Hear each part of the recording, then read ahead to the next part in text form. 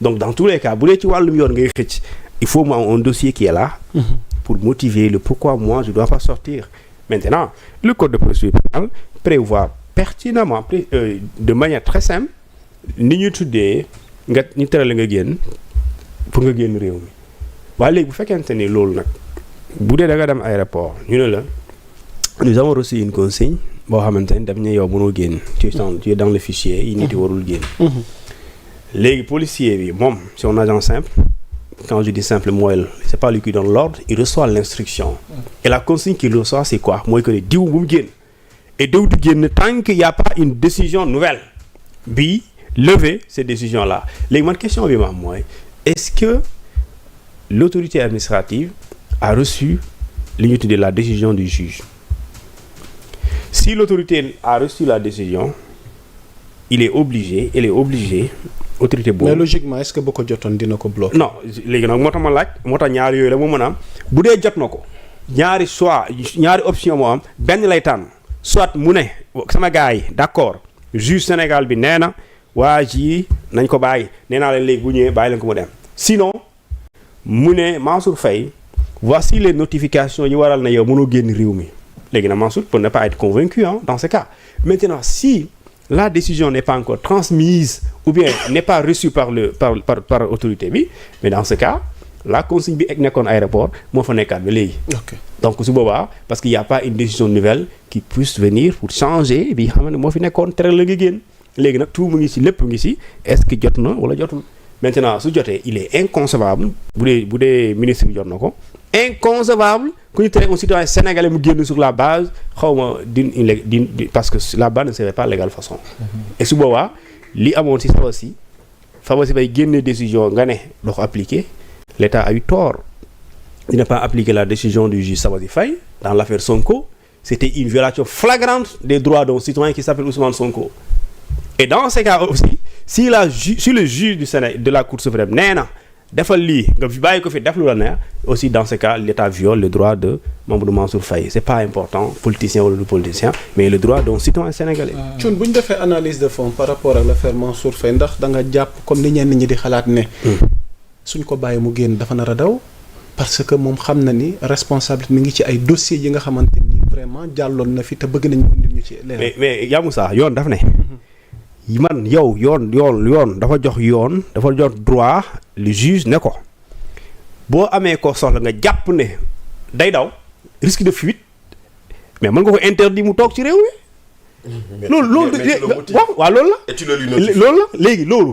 du yëfu cuun c'est le rôle de la justice sëñ bi c'est pas le rôle du ministre de la justice c'est le rôle du juge d'accord le juge a un dossier sérieux qui concerne diw. boo gisee dogguma la. ma lay interpeller à chaque fois ci mbir mi. waaw Bachir bëgg naa ci am sa xalaat est-ce qu'il n'y a pas lieu une bonne fois mu leer quoi parce que Mansour boobaak tey mi ngi clamer innocence am sur ses réseaux. parce que nee na boobaak léegi moom gisul benn notification buy firnde ni war nañ am lu ñu ko war a mën a. mais justice moo war a def loolu il doit pouvoir vaquer librement à ses occupations. léegi moo wax la benn affaire ci analyse am lay supposons léegi Mansour Faye supposons. waaw affaire boo mën a bon xaw ma gars yi sénégalais yi ils ont des dossiers le concernant peut-être dans leur tête.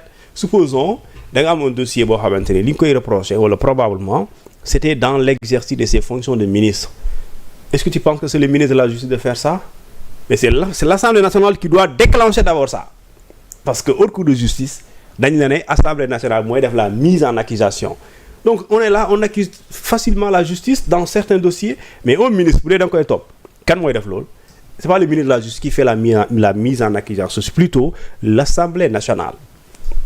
Sur l'affaire concerne un ministre dans l'exercice de ses fonctions par le passé donc c'est comme ça léegi nag si jàpp nga ne dafa am lu mu def wala njort na def na dara mais loolu juge rek moo ko mën a topp mais du cuut mooy taxaw naan waaye dañ ko jàpp dañ ko tuumaal et cetera loolu taxawul et je pense qu'aujourd'hui si le ñaari mbir la bu dee ministre bi jot na décision bi il est obligé mu notifier ko les raisons yi pare motiver ko légalement sinon da nga koy bàyyi mu dem soo ko bàyyi mu dem yaa ngi ci arbitraire.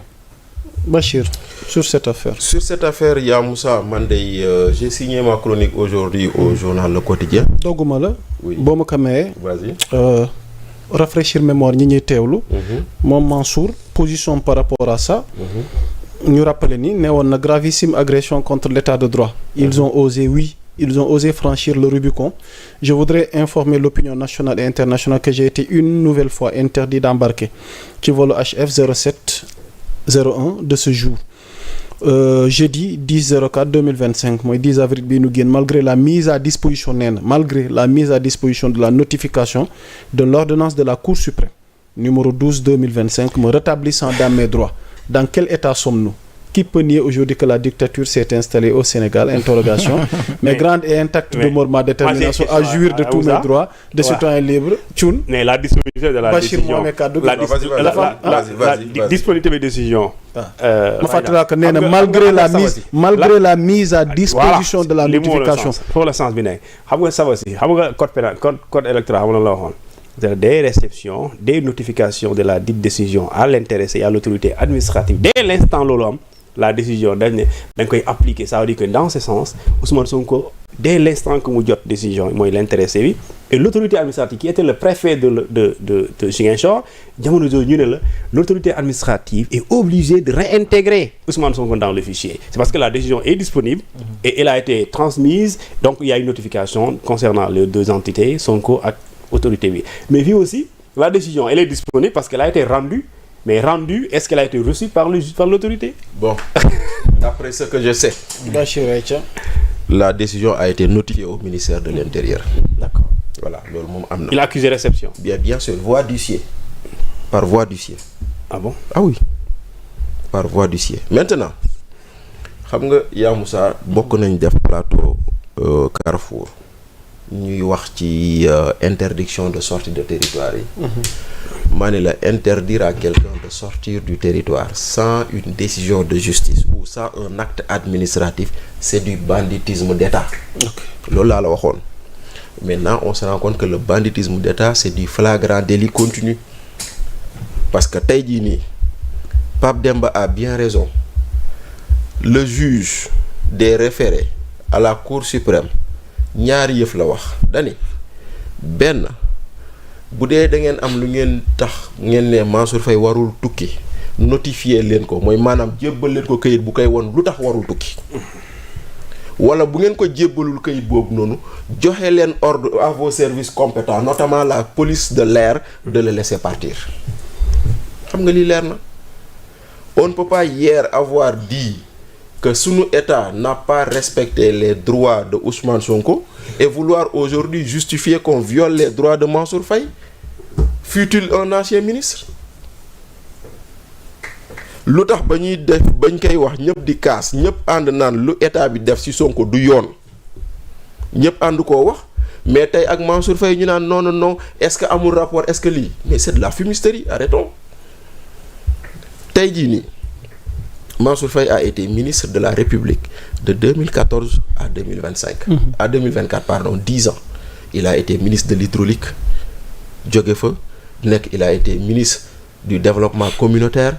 Il a été ministre des infrastructures. Il a géré 3 ministères. D'accord. Maintenant, sur ce qu'il a géré, y a-t-il des choses qu'il a mal gérées et qui mériteraient qu'on le poursuive? Nañ ko wax sénégalais yi ñu déclencher poursuite yi.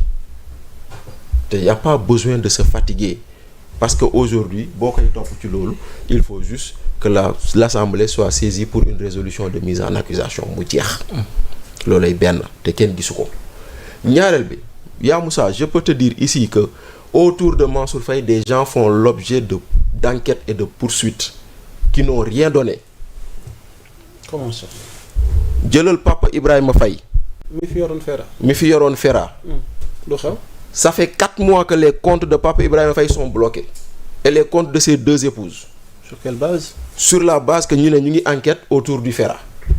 Le 31 décembre, il est convoqué à la section recherche. Bataille, amatul poursuite. Amul suite, amul dara. Ok. Quand finalement, tu as beau dire Lula neex, mais tu te rends compte, moi, dans ma chronique, l'état de droit est en train de foutre le camp dans ce pays et devant le silence de tout le monde.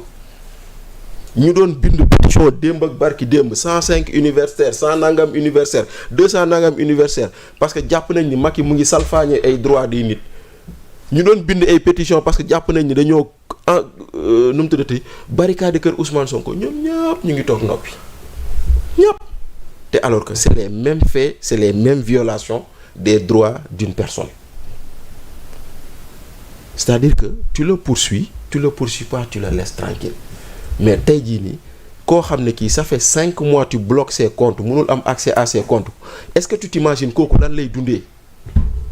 Est-ce qu'on se met à la place des gens qu'on vire comme par exemple ñu doon marché. Mais mesure conservatoire c'est prévu par la loi. Oui mais une mesure conservatoire qui dure 4 mois c'est pas normal. Soit que tu as quelque chose ou tu as rien. Tu as quelque chose ou tu as rien. Tu ne peux pas mettre 5 mois à bloquer le compte de quelqu'un.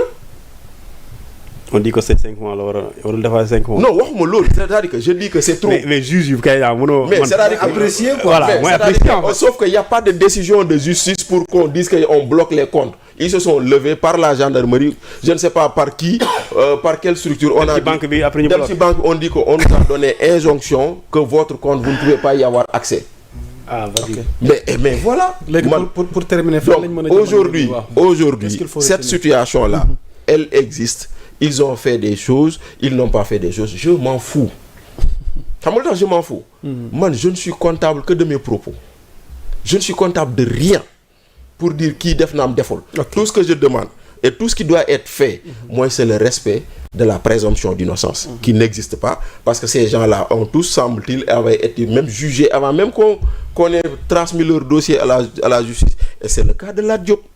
On nous a dit ici que waa ji 8 milliards la ñu sàcc. ñu dem tey jii chambre d'accusation 15 millions lay wax 15 millions on est passé de 8 milliards à 15 millions mais alors léegi nag maintenant que fait-on de la présomption d'innocence nit ki jàpp nga ko tu le traînes dans la boue tu l'accuses de vol nga dem tëj ko il est en prison depuis 7 mois chambre d'accusation nee na on a fait 7 mois gisuñu tous au Sénégal ñu ngi xaar ay commission rogatoire te loolu warul mën a nekk ñaareel bi. Les seuls faits sur lesquels on poursuit Lat Diop c'est les accusations de Mohamed Dieng or les accusations de Mohamed Dieng àndul ak plainte LONASE àndul ak dara ñetteel bi yéen a ngi wax nii fu mu toll nii on a juste vu un message WhatsApp qui parle de 15 millions alors que le dossier on dit poursuivi pour 8 milliards moo tax compte tenu de tout ça moi chambre d'accusation du pôle financier kii def leen ko liberté provisoire avec bracelet électronique enquête bi wéy mais quand même c'est pas compliqué de ne pas respecter ces droits-là c'est pas compliqué parce que nit ki dem moo tax nag maa ngi ko doon wax démb je vais le répéter encore sur les convocations par la police ou la gendarmerie sur les dossiers qu'on ouvre il ne faut pas couvrir de ridicule nos forces de défense et de sécurité et notre justice parce que ça c'est couvrir de ridicule la justice tu ne peux pas dire que quelqu'un tu l'interdis de voyager te indiwoo benn firnde buy teg ci table bi ni lu tax nga koy topp amul benn enquête boo ubbi ci moom amul benn dossier boo ubbi ci moom amul benn dossier boo ubbi ci ay nit yu ko jege woon te terewul mënul génn et pourquoi maintenant on va en dire oui dañuy bañ mu daw dem fan mais bu dee xanaa mandat d'arrêt amu fi Juan Branco bañ ko fi bëggee jàpp du mandat d'arrêt lañ def ñu jàppee ko Guinée bi xam nga Mauritanie kon kay ku daw mandat d'arrêt am na fi Macky Sall sax bu ñu ko bëggoon jëli dañuy jël mandat d'arrêt ci moom kon tey jii nii nag cette situation de banditisme d'État doit cesser. Parce que lu tax elle doit cesser. C'est l'image de la démocratie et moi j'interpelle les organisations des droits de l'homme de la société civile ñoom ñi nga xam ne ñoo fi dàqoon a yuuxu démb ci ay violations des droits humains voilà qu'on viole des droits humains de personnes ñoom ñëpp ñu noppi maintenant nag bu boobaa nag lu ñu leen doon tuumal démb ni ils étaient de connivence avec Pastef day feeñ. Jërëjëf voilà. Pathé ma jeexal ak yow ci affaire Mansour Faye ak rebondissement yi ci am. waaw bon je pense que ne tout a été dit comme Thioune moom mooy spécialiste bi defe naa ne loolu moom. wax na si non certes tout a été dit mais yow Pathé Thioune en bon intellectuel ni ngay observer mbir mi Mansour am na lu mu wax. yow am nga loo gis am nga loo seetlu.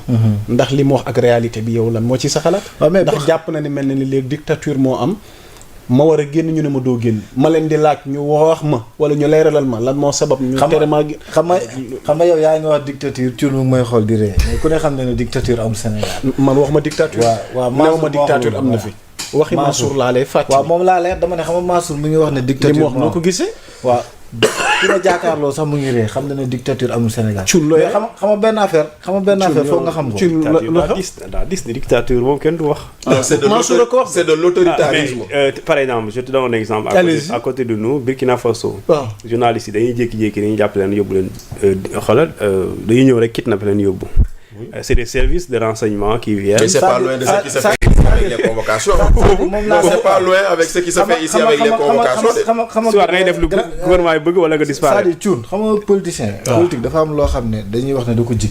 politique dafa bëgg a bruit c'est-à-dire bëgg a victimiser yu mel